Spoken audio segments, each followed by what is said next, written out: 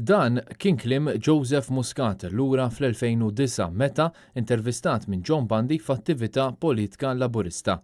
Jekk dawn ma jridux jisimgħu minna, aħna għandna noħorġu bid-dajjes tagħna, nagħtuhom x'jieklu, nagħtuhom xi xorbu, nagħtuhom il-fuel u ngħidulhom ibqgħu għaddejjin toqgħodux tinkwetaw. Hawnhekk Malta mhux il-post fejn tridu tiġu, tistgħu tibqgħu għaddejjin lejn partijiet oħra tal-Ewropa.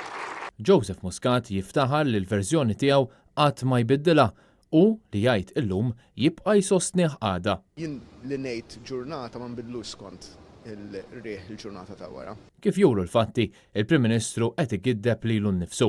Il-verżjoni tiegħu dwar l-immigrazzjoni għal darb'oħra inbidlet. Aħna fid-dover illi ma mmorrux mal-mewġa populista, mal-mewġa li faċli ngħid iva mela ħanibatuhom lura s-Sudan, ħafna minnhom Sudaniżi. Bil-kontra ta' dan kollu, il-kap tal-Oppożizzjoni Adrian Delija dejjem kien konsistenti fejn tidħol l-immigrazzjoni u l-kwistjoni tas-sigurtà nazzjonali.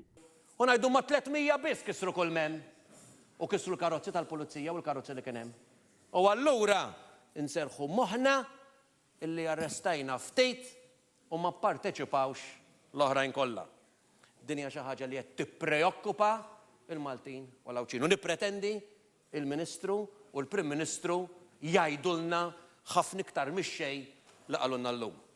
Fid-diskorsi tiegħu Adrian Delija sellem lill-Pulizija, lis-soldati u lill-ħaddiema tad-detenzjoni għall-ħidma tagħhom illi wettqu f'ċirkostanzi delikati.